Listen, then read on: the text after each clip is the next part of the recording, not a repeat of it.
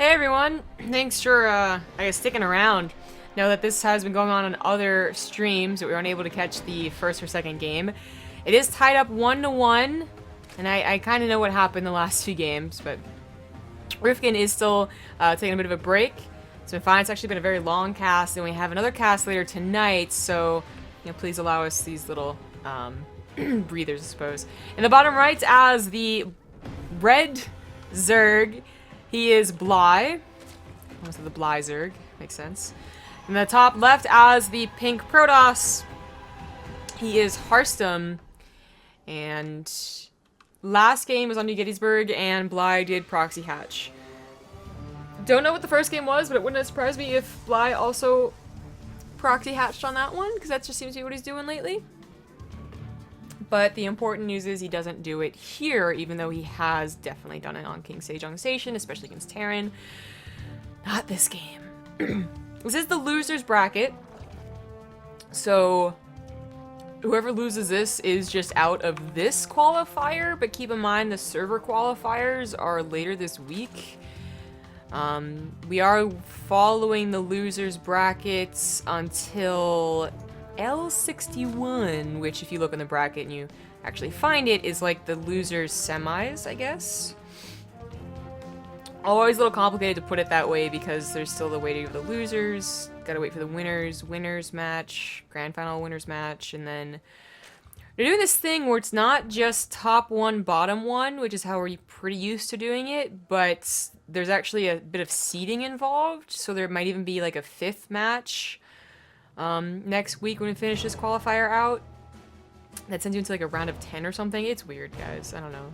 Try and figure that out in the computer yourself. But the point is, we got a few more series to cast. This one leads into whoever wins this versus Marine Lord, whoever wins that versus a Laser, and then that's when we would stop. Other side of the brackets got Strange the Muslim still going on, faces Showtime, who faces Terminal, and then, or Euthermal, and then you stop there.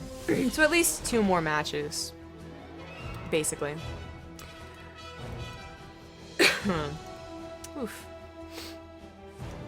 Alright, so Stargate opener. Harstem has a variety of different openers, right? I think Stargate might be one of his least used, to be honest. Like, we cast him yesterday, and he was doing no Stargate openers, I want to say. Yeah. I'm pretty sure. But it's still something that you can throw out. I know King Sejong has been a very, like, standard map for Stargate in particular, for whatever reason, going back to Heart of the Swarm days. But as the last couple of games might have just been cheeses, it might be a little difficult for them both to feel each other out in the mid to late game. I mean, it's Harstem and Bly. They probably play each other all the time on ladder. They talk defense and what. Hello, Rifkin. Hello. But there's also another thing to consider, which is I think Harstem is back home. He might be going to Gamescom later. I'm not sure about that. But Bly is definitely at Gamescom. And I don't know. I mean, he probably has a decent setup, actually. But it's not your home setup, right? It's something different. Well, regardless of where and what the circumstances for them playing are, one of the things I'm thinking about for this is Bly. You mentioned the proxy hatchery earlier. Sorry, I was getting that back up. I felt hilarious because like he's been doing that all the time, always on every map we've been on. The fact that he's actually taking this anywhere else is good because I talked about this earlier when we referenced him, God, at the start of the day, where I was worried that he was becoming like a one-trick pony versus Protoss. So it's going to be really nice to see what Bly does outside of that. And I'm wondering if this is the influence of, like, he's got a couple other players around, maybe they're giving him ideas, or he's talking to them, or this is just Bly saying, no, I can actually do more, and I don't need to rely on this one silly strategy. Well, the Oracle doesn't do very much at all, because Bly did have support colors already down. Bly is making a lot of lings, so he could make a lot of lings and try and stop this third base from getting up as easy as Harstem would want, and seems to be his plan here, about 20 lings on the way over. Oracle does catch this, and unfortunately, there's not much Harstem could do except just hope the pylons finish, which they do. And with the pylons finished, the Lings should not be able to do much at all. There's only 1 foot in overcharge, but they provide a little bit of SimCity, so here they come. And I get the probe. The Adepts, sadly, are not going to have too much space despite the SimCity. The Oracle's actually hugely important to that defense. Yeah. With the Oracles, you don't need the overcharge, so continuing to get energy on that Mothership core. Where'd you go? There she goes. But that was just a little bit of like a poke prod. Like, that wasn't supposed to do tons and tons of damage. It cut into his drone count a little bit, but he's very quickly gone back into it, and getting 7 more drones will put him basically where he wants to be. +1 melee on the way. We did earlier see Snoots just go, oh my god, so many banelings, and made that work. Yeah. But I don't think I've ever seen Bly do that, which is odd. If you describe that type of play to me, I'd probably guess it was Bly as a player, but it's, you know, actually Snoot is kind of weird. He is doing, I guess, similar things to Snoots. Like, the 7 roaches come out with the Bailey Nest and the +1, whereas with Snoot, I think they came out, like, before any of that started. But if he doesn't get any more roaches, then this could just be for the Ravagers, and he could be doing the exact same thing. And if he was able to watch or talk to Snoot, or has seen it before, used against Harstem, then kudos. I think it's the exact thing you want to do. Do the exact thing that killed Harstem earlier on, that sent him to the losers bracket. The back rocks being attacked. We'll see if that gets much done. Harstem should be able to actually keep them from getting anything, but he's focused on these oracles, so I don't even know if he's aware. There we go, the warp in's coming in. I didn't even know if he knew his back rocks were under attack. That could be severe problems. Yeah. 5th base even on the way for Bly, so yeah, this is very reminiscent of what Snoot was doing. You know, that really quick 5th base that when you thought about it, like, there wasn't much the Protoss could do about it, and it couldn't get canceled, because right now they're being pretty defensive. If they are attacking, they're just going to have to bring a Mothership Core to recall, because they are going to have to recall. Aspire is also on the way, something that the Oracles either, I mean, do they need to scout it? Maybe not, because Bly is doing exactly what Snoot did. Maybe Harstem's like, okay, yeah, this is gonna happen, this is gonna happen, this is gonna happen, but I don't know. I think it'd still be nicer to confirm it. But that could only be 4, 6, maybe 7 mutas, not many at all. Ooh, Router's gonna really quick to Oracles. Hey! Well, Bly. JL. I mean, they only have 120 health. I guess it's not so surprising. That's really unfortunate for Bly to lose so many of them, though. That wasn't 1 or 2, that was 4 Ravagers that just went down. Like, almost all of them if he hadn't reacted. Oh, God. I mean, normally the Oracles don't get a lot done. If they don't kill workers early on, they're just Revelation for the rest of the game. So it was really cool to actually see them get some very actually good use. Yeah. So Bly adds on more roaches. He does only add on 6 more mutas, but the more roaches, I guess... Well, I guess if the plan is to have specifically, like, 8 Ravagers with this, is like the perfect way to play, then that's what he's doing. Interesting that it's been... I guess it's so down to a T, I suppose, that it's easily... Not easily replicated, but being replicated from multiple Zergs. Alright, so Banelings should be morphing in soon, as Lings have popped out. They're going to have +2. They already have speed. Harstem has a similar looking composition to the second game versus Snoot on Frozen Temple, I want to say, where it is more Blinkstalker heavy, but not without Adepts, without Immortals.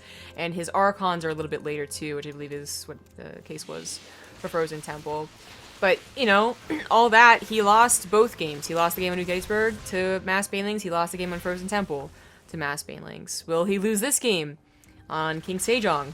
That's a lot of freaking Banelings, but they're going to have to go through a wall potentially. And I think that's where Bly starts backing away from this. He knocks down the rocks, now aware that, okay, that's not going to be as free as he was hoping. But with the mutas revealing the army to the right side, he now realizes the left is his best bet to get on in there. He doesn't want to waste the Banelings. He wants to get those corrosive biles off, but there's no anti-air. And these Oracles just have free reign to kill anything they can get their hands on. Yeah. I don't think he has enough Banelings, first of all. I know 20 is pretty extreme, but like 30 or 40 probably would be what Snoot's at. And I don't like that he's going to go through SimCity. I think it was more about finding the army like right here, even though Force Loads could come down. You know, the more I think about it, King Sejong is a trickier map to make this work, right? Frozen Temple, you do have this wide open area between the natural and the third. New Gettysburg, same deal, actually. But King Sejong, because this little thing that exists, it's always been a little more complicated to attack into a Protoss once they have force fields, once they have SimCity.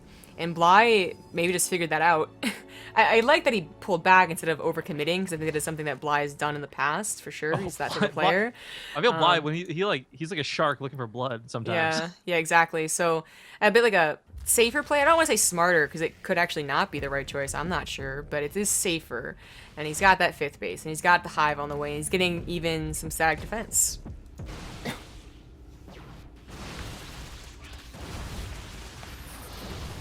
A couple of Banelings actually roll in. The force fields on the right side were fine, look but at the left side was splits, too. missed. But the Bailey still find a way to get the heart of the army. Bly not detonating them on the front lines. Unfortunately, the Stalkers are surrounded by Lings. Immortals being left kind of uncontested. If the Stalkers are removed, the Mutas will win the game.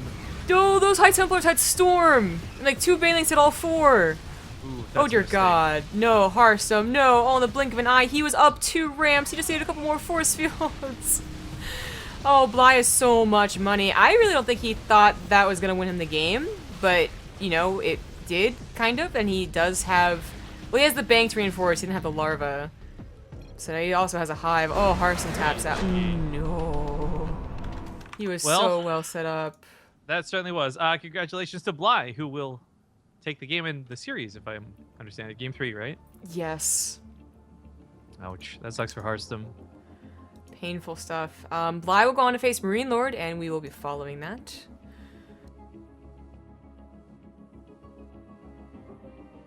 Excuse me.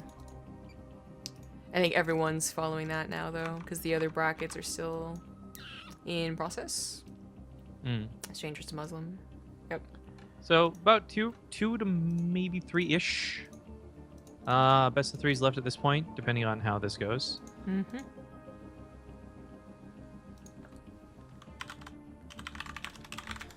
My throat's actually a little bit sore. It wasn't that big of a bracket, but double elimination and a couple makes of it a long long games. broadcast. We've been casting since 7 a.m. this morning, coming up on 5 hours now. So thank you guys so much for tuning in and joining us. Thank you and shouts to Zombie for carrying the cast as well, as kind of the fact that she can use the mouse and I can't, and all that other good stuff. But this sounds like a perfect time to go to a break and wait, you know? Yeah, all right. See you guys soon. Actually, wait, before we go, wait again.